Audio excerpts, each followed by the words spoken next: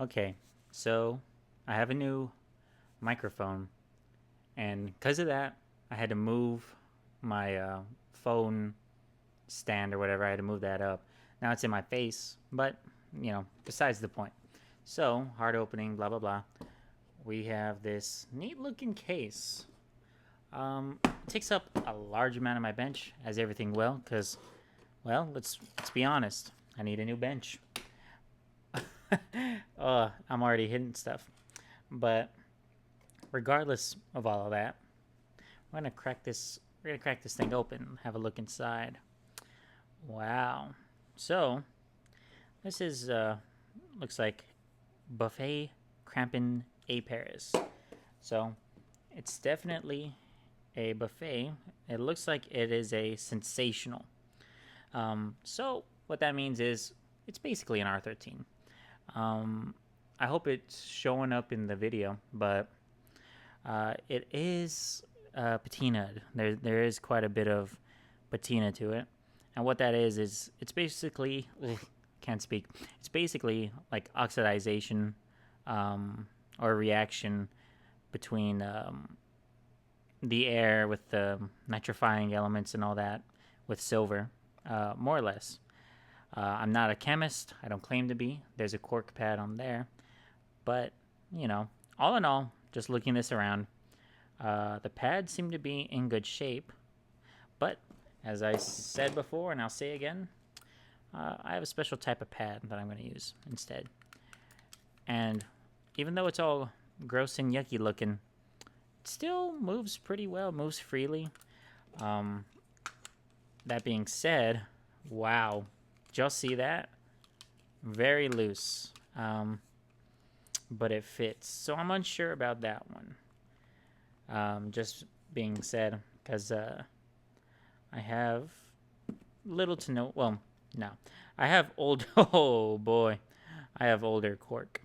I may actually get to that. Maybe. No, probably not. I only say that because I have no small drill. This would be a great project. You know what? Against better judgment, I'm gonna go for that. I'm gonna show you how ugly that looks. I'm gonna show you how I do it. I may get backlash for it, but we'll see what happens. Now, the only reason why I may not go for it, and you know what? On my bricks, I have some numbers, and that being said, I have 4 clarinets that I have to do. So I'm going to use number 1. And where's my tape? I have some painter's tape at the ready. And yeah, let me use a grease pencil. No, we're going to use a Sharpie. You can pick these up at your store. We're just going to mark it with a number 1. Just so we know where it's going. And you know what? We'll do another one because I put them in these plastic bins. What? Oh, I already messed up. See, the tape goes that way. I put it there. It doesn't matter. But I use these bins because I like to quote unquote stage these clarinets, and I'll have one in a box. I'll be doing another one, and it's just a whole big ordeal. But it's kind of a contained mess, but it's my contained mess. You can pick these up at Home Depot for $1 or so, and so that's a good deal, I'd say. That being said, okay, I thought I was missing one. Okay, all right, so we're gonna get rid of this case. We're not throwing it away per se, but we're gonna move it out of the way. So I don't want this to be a long video, so I'm gonna try and go fast. Wow, look at that. I'm not even gonna do anything, watch. Okay, well, that wasn't a fair play there, but that's barely anything. Like, you see that? You should have to have some resistance against it. This has none. You can just see. So that's gonna have to get removed.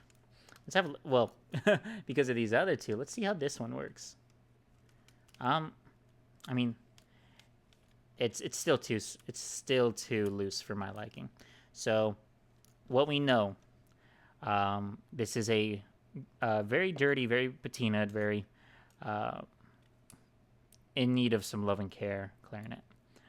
It looks like someone did attempt a repair because that's some glue right there. You can tell they tried to fill it up, but well, this is going at the person who did it before me. You did a messed up job, and it's not your fault. Well, I have some mean words I'd like to say about that. That just fills me with anger because even I uh, would go back and fix that up, and uh, yeah, that's just didn't clean up anything. Luckily, it didn't get on the tone hole, so that's good. But you know what? How do I want to do this? Because my blocks here, I don't have a little hole drilled out uh, to put the things in. So, what do we want to do? I'm just gonna toss them in the bin. So, we're gonna move these to the side. You can tell, like I said, need some TLC, time, love, and care. We do have time. Not in this recording, however, but I am gonna do disassembly. I am gonna do what else? Taking out pads. I'm gonna try and do that relatively fast. It's not gonna be the fastest, just because I like to talk and go through things. And one thing I'm gonna try and start doing better is keeping things on camera. Now, the only reason why I'm having to play back this far, you could say, is my neat little vice grip or bench grip, whatever you want to call it, is kind of in my way, so I'm not able to fully move close to the bench, which it's just a temporary thing. It's a seasonal thing. On these, like always, let me tilt this down. We're gonna have a down episode. I like to just have these have the clarinet on a bench peg when I do these, just because it's a little bit easier. I say as I'm having a little bit of difficulty. Now, like I say this, well, I hope I've said this, but as I'm taking apart the clarinet, I'm also looking for, good key corks, good pads. I mean, if this wasn't, if I wasn't, repairing this or replacing the pads, as I'm taking everything apart, I would check if the pads are good. And that's just doing like a clean. If I wanted to clean, like, I don't know if you can tell, but there's a lot of mildew. There's a lot of mildew on this clarinet. And so these key corks, they look old, but not too bad. Most of the time, I'll be like, everything looks good. So there's a bend right there. See, that's one thing you want to look at. So, okay, it is showing up, but that is obviously bent. You can tell because there's quite a bit of play, you see. And that's not from screws not being screwed in too tight. I mean, partially, but also because if this is bent forward, you have a bit less. Just because that space being bent pulls that down away from the key. Either way, you shouldn't do it on the clarinet. I do because I'm just that good. And there's a little less, see? Either way. Okay. I hope I'm grabbing on... Yep, let's see. Boom. Now, I'm no... how do I say this? So, I would like to get a different set of screwdrivers. For now, all I have is this one and a slightly bigger one. Now, I almost never use this one because I don't have anything that I need to use it on. But when I do use them, I use them on this one little trick with this. So what you can do, I'm not going to put it fully back on, but if the pad is higher than the key rings, you can put this the blade end. Now I would try and put it right where that screw is, because this is metal. You don't want to put it on wood. But you put it on here and press down on these key rings. That would lift this up and allow the key rings to move farther, because the pad dictates the key rings more or less. So you mess with this, you mess with these. And then of course the cork also has some weight to it, but not as much as the pad does, as you think. Well, would you think that? So I got the top one off. We're gonna go for the bottom one now. Realistically, I shouldn't, but I am.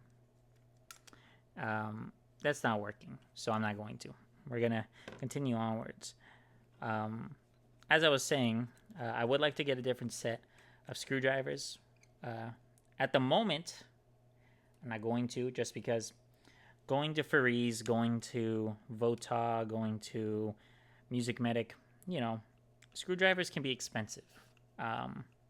Obviously, I've said before, if you need it, get it. At the moment, this is working, and when I don't have something small enough, I'll get this other screwdriver set that I've had. Do I have it on my bench? Unfortunately, it's not on my bench at the moment, so I'm not going to be able to do what I need to do. Well, if I needed to do it. Because these are like standard screwdrivers. They used to have measurements on them, but my hand buffed them off just from the amount of time I've used them. So that doesn't look too bad either. Some people punch out discs of cork and add them to that key. I like to just have that entire front part of the key with cork. That's just a personal thing, personal preference when I'm repairing, or, well, like I said before, can you call it repairing? I'd say yes. This is mostly repair. Because I'm sure this clarinet would have played, well, this clarinet in particular, that doesn't go there. This clarinet in particular would have played. I can tell you that right now. Right there, I just moved that. Now, the pivot screws, this is where we're going with. The pivot screws would be able to work on any part of the clarinet. I just did that because, I don't know, an obsessive thing. There's a little fruit fly on my bench. Get out of here, dude. All right. That's an older pad. Now, let me see. I smell my fingers because guess what?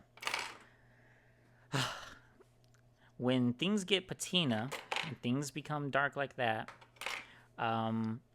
patina on silver smells like garlic. This isn't a debate. This isn't me asking you, what do you think it smells like? This is me telling you the cold, hard facts. It smells like garlic, and it flippin' stinks. Now, right here, this is a seized screw.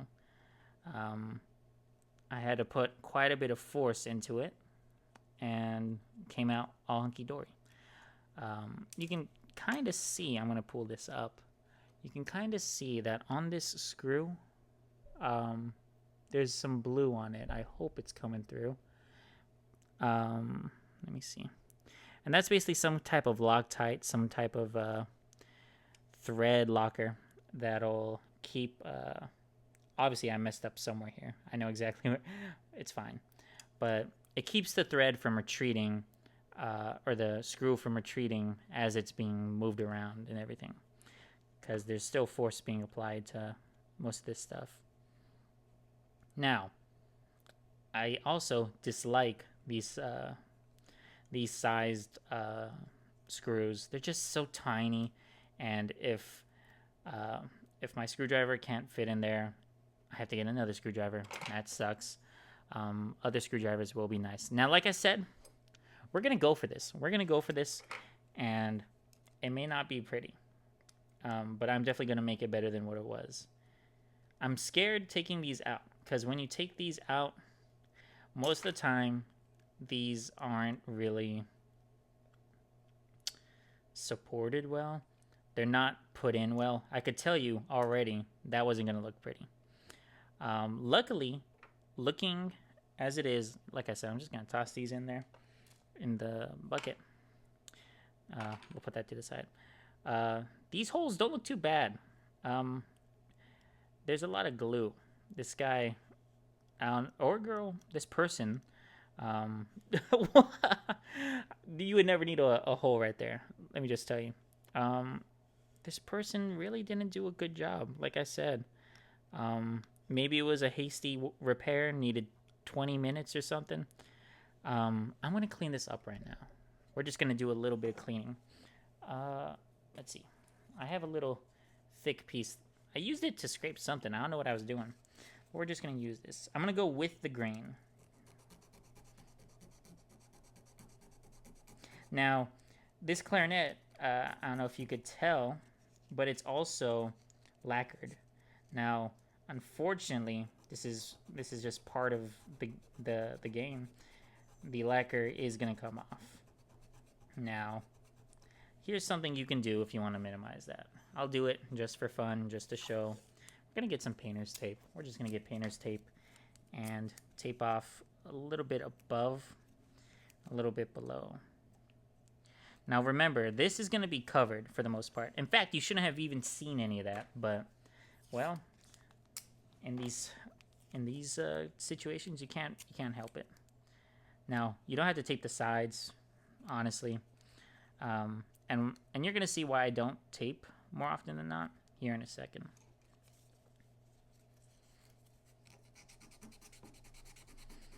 Now, another way you could have done this is gone some files and filed it down more. I just like to use sandpaper because I know what I'm doing. I know what I'm feeling, what I'm going for.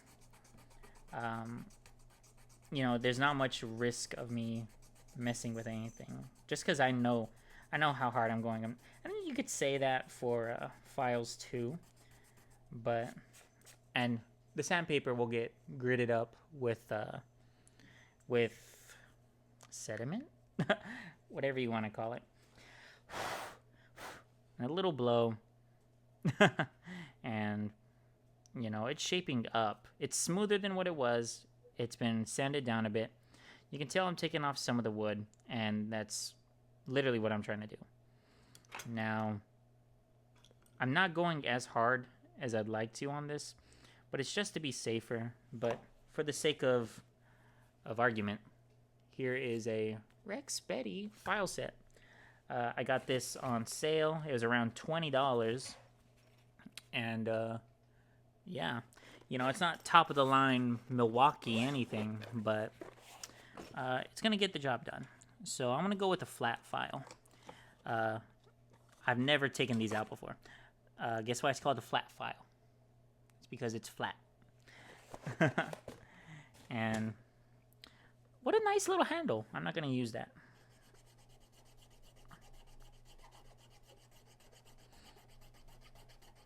I'm going after the thickest parts of the glue. I want it to be uniform with the clarinet.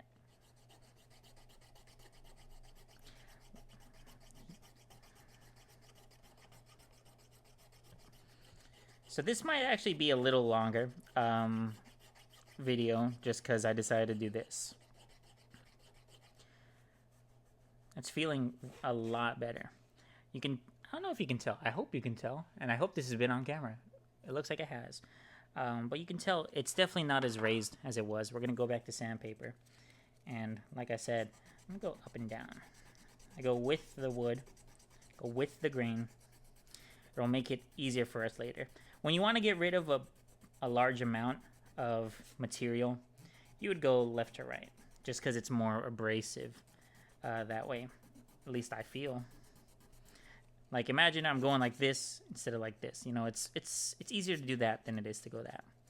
And when you're sanding like this, it just comes out for a better product.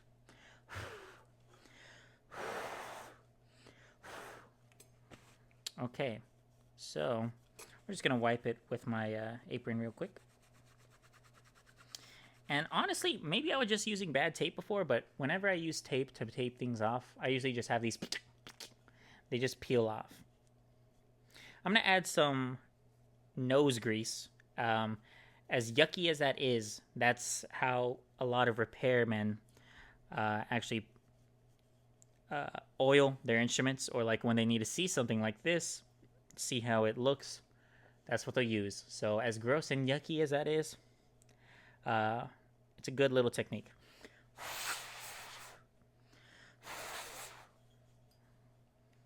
So as you can tell, it's a bit of a fixer-upper. I think it's better than what it was, and I hope you agree with me when I say that. Hopefully, like I said, when you fill in, because I haven't talked about this, when you fill in these holes, because there's holes that gouge out whenever these get ripped, thumb rests, when you fill those in, it becomes weaker. It'll always be weaker because the material you're filling it in with is, let me grab it, Grenadilla dust. Now, I haven't talked about this. Got these from Freeze. Beautiful people. And with that also comes some super glue. Well, it's kind of like hot glue. Hot glue? No. Point being, it's a type of glue that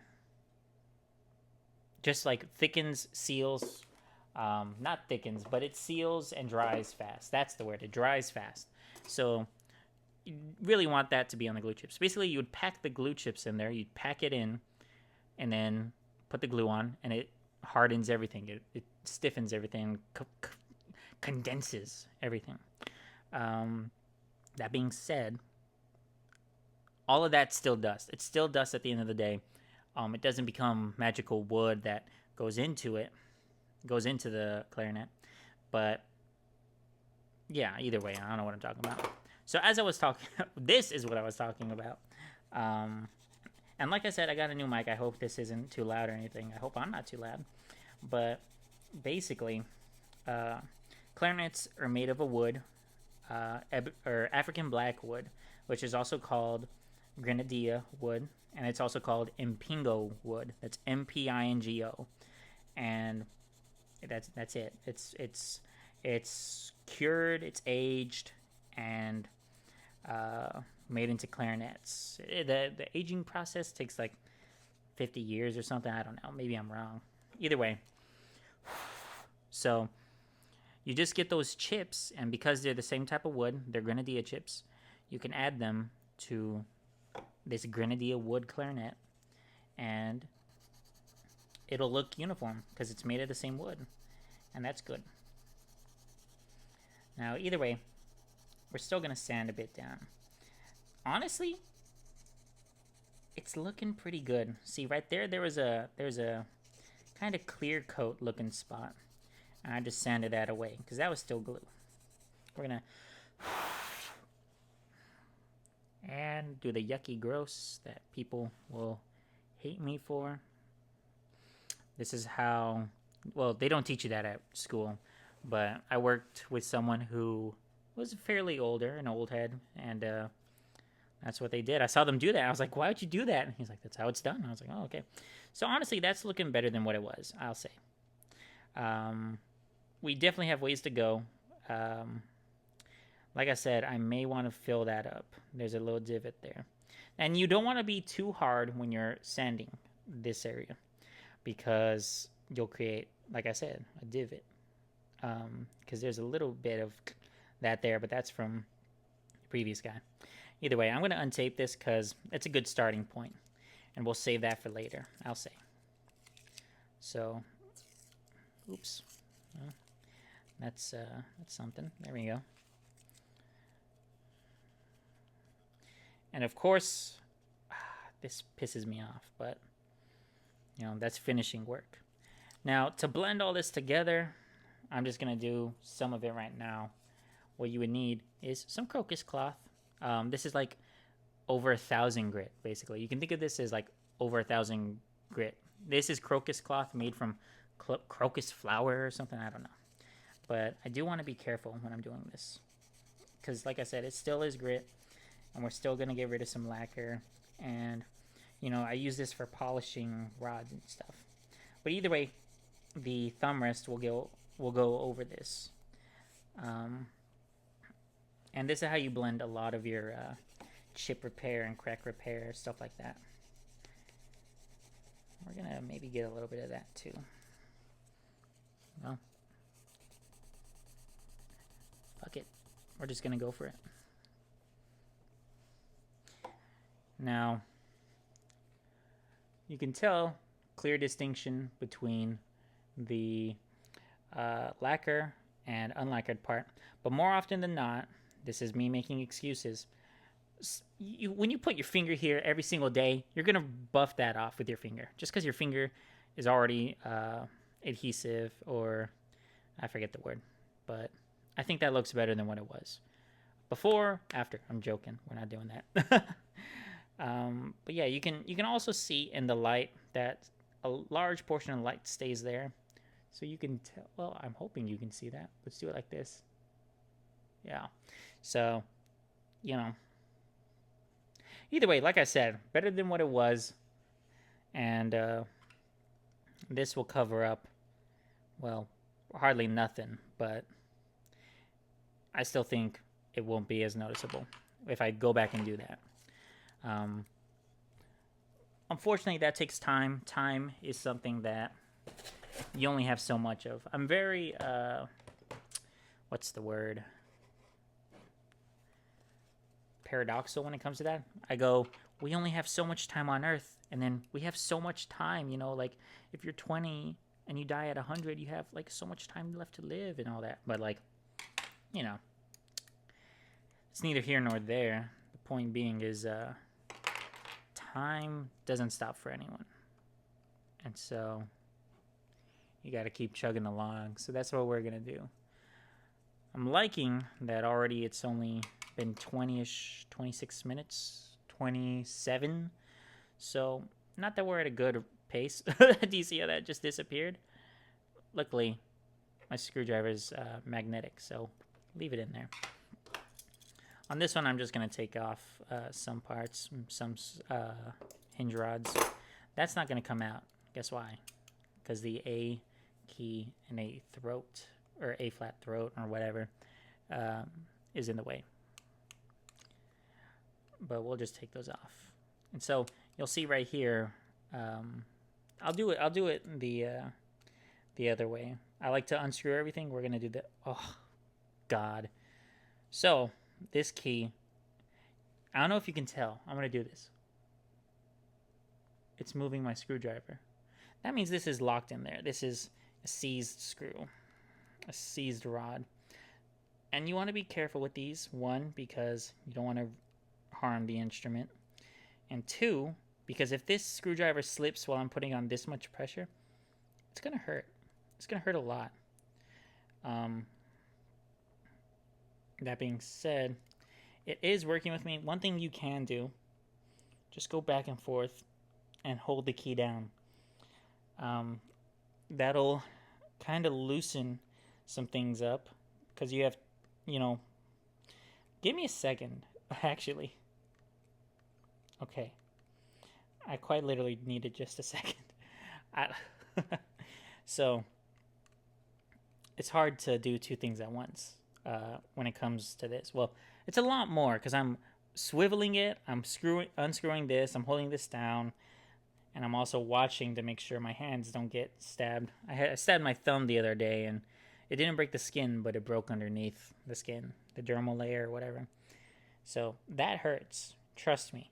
When a screwdriver goes into your finger at any point for any reason, it hurts. What is this?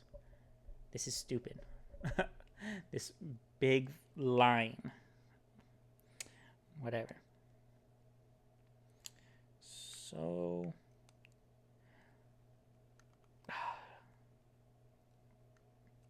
now, there are some things that would make this easier. One, applying a little heat. A little heat never hurt nobody. I'm joking. On a clarinet, it might. I've gotten out quite a bit. I'm going to keep going till I hear that click, that famed click. Once I hear that, I'll know it's ready to come out. I felt it. It was there just to be sure. Yeah. I'm going to take this a little bit off camera so I can have a bit more control. Now, I don't know if I've said this, but you want it to come out straight. If you start wrenching it or pulling it at an angle, it's going to bend the rod. As in, the rod's going to bend. Now, this is a messed up clarinet. We're going to label this the worst clarinet. The worst, stupidest, ugliest clarinet. Luckily, nope, it doesn't go back in. I was thinking, luckily it'll go back in. Nope, not quite. So, maybe this is bent. It looks like maybe that's bent. Hopefully, during cleanup, that'll be better. Looking at it like this, it's not bent. Because these are parallel, so, you know. So hopefully, there's just some crud in here. Because if there isn't, there's not much I can do with what I have now. If I had a shop, yes. Do I? No. Like I said, though, I forget what I was saying. Every time I knock into that. What the hell was I even talking about before? That really got me sidetracked and, like, I was like, what's going on here? So, I'm gonna unscrew this stuff. Just unscrewing. We're gonna keep chugging along as I try and regain my thoughts. Oh yes, so just real quickly to go further, heat makes things expand. You know, I'm sure you've seen videos of how atoms react to heat versus cold.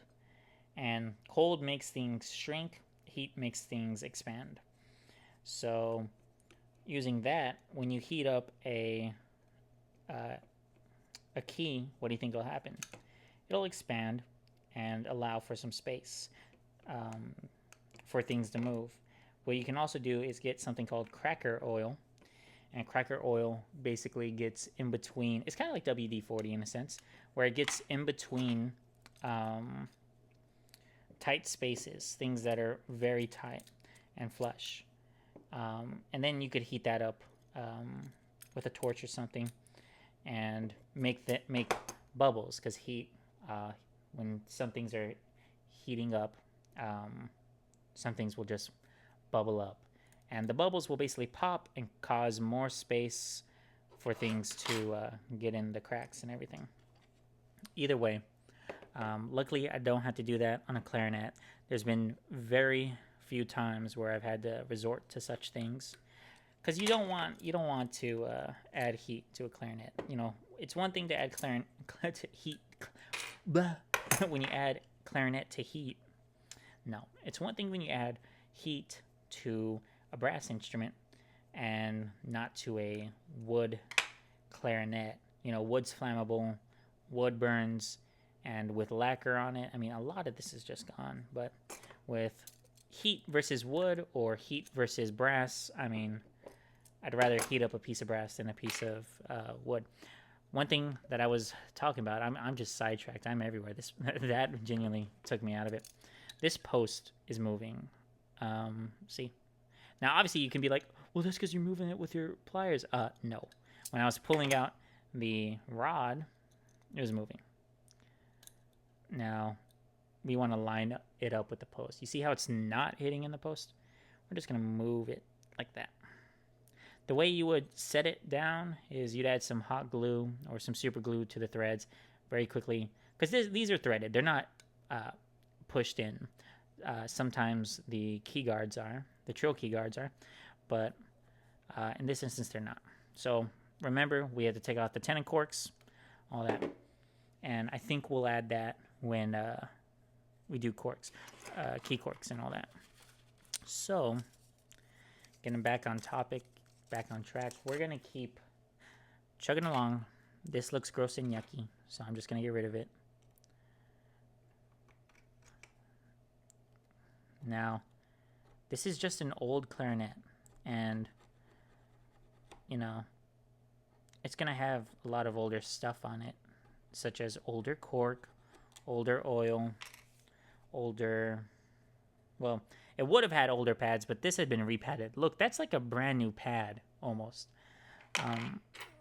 While I was remembering. So, just to make sure that it was going to buff up well or polish well, we did one key. And it's night and day, isn't it? Let's grab another one. See?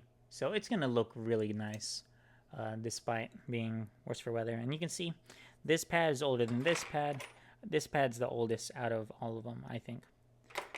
But neither here nor there. We're missing some cork there. This cork doesn't look too bad. We might leave that. So I'm going to get my bench block as well. What I'll end up doing is, you know what, I'm going to move it a bit up. That cable being in the way is kind of irking me. It's giving me the ick. We're going to heat pads up. There was nothing in there, almost no glue. That is a form of shellac, however. And I didn't talk about it last time just because my hate didn't allow me to talk about it. But shellac is like, it's made from bug excrement / bugs. And it's an organic thing. They use it for wax coating on fruits like limes or lemons, or candy coating. Look at Whoppers. No, I think they are called Whoppers, aren't they? The little Malteser balls, those are coated with shellac. So you'll see, I forget what they're called, but if you see shellac or something like that on ingredient list, know that it's made of bugs. Made of bugs / bug excrement. Basically, what it is there's a little bug. I forget what it's called, but it's something. I forget. Like I said, I'm just gonna forget what it's called. But it exists on this type of tree, and it eats sap from the tree, and then it excretes it out and creates kind of like a thick layer, kind of like termites. Think termites when you think of that. And they cut down the tree with the tree limbs that have the shellac excrement on it, or the shellac bug excrement on it, and they harvest it. They clean it. I forget how they clean it, but basically it's a glue. It is a type of glue, type of organic material. It's used. It was used in dyes. I know that. We're just gonna toss these ones into my little bin. But they're used in a lot of stuff. Either way. And so, that being said, I hate shellac. I hate it. I hate the smell of it. Definitely hate the taste of it. Because when you smell things, you can taste them. I don't know if that's just me, but I can taste things if I smell them. That looks fine. Let's see. We're at almost 40 minutes. I'm sure I can get this done before I want to. I'd like to keep these a little bit shorter. However, I tend to ramble, lose my point. So that is what it is. So get out there. See, I'm going to leave this like this. We'll know for sure if it's shellac or one of the George's beads. That's what they're called. Which is a type of glue bead. And I guess I turned that up a bit. Goodness, you'll see that. Was not on purpose.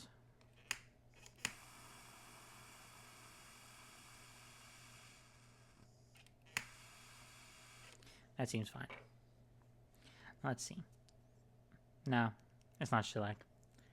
See, that's just glue. Unless it hardens up even more than that, I don't think it's gonna be shellac. I just have a bias against it. And that's the first step. It's acknowledgement, right? At least I think.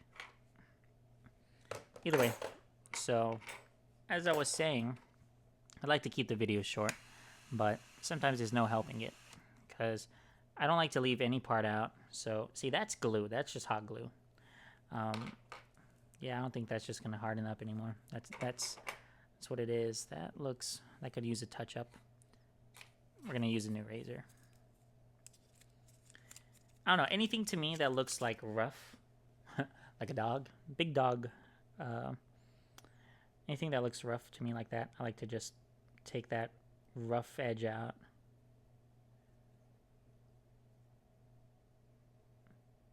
And also, if you hear a little droning in the background, that's an aquarium. I have, well, goodness. At this point, I think I have 5. I got, let's see, I got 1, 2, 3, 4, and then kind of a 5th. I have a 5th as a quarantine, but either way. So, yeah. Whether I'll show it or not depends on whether I like it or not. Either way. We're chugging along. And we're down to the trill keys. Now, these aren't even connected. I don't know why that was staying together, but these are. Yeah. That was pretty loose. Now, on this one, I don't know if I was showing that to the camera or not, but look at that. Look at that. That is like some green patina. Look, it's kind of like a rainbow right there. You got purple in the middle. That is beautiful. Now, some people... Okay, I'm sorry if that was loud. I spoke right into the mic. I didn't notice. Some people prefer their instruments clean and shiny, but this is kind of a hot take, but I really like patina. I like the look of patina. Just because it's dark, you can kind of see silver underneath everything. You know that it's silver because it's patinaed. It just looks nice to me when it's darkened like that. The best thing that I've ever seen was a Yamaha flute, and it was completely patinaed. It looked like a galaxy. It was so beautiful. And then I had to clean it, and so it turned into every standard silver Yamaha clarinet flute, that you've ever seen it. Like, it was a standard, looks like it just came off the assembly line. Now, you're entitled to like that. You're entitled to like whatever you like. Personally, I just like the patina look. It's unique. It's unique at the end of the day. So, with that, we've taken apart the clarinet. We've disassembled the keys, taken out pads. This next part, I'll have the keys clean. I'll have the keys cleaned. There's some chippage right there. I'll have the keys cleaned, and I'll take off the tenon corks. And I think that'll do it. But yeah.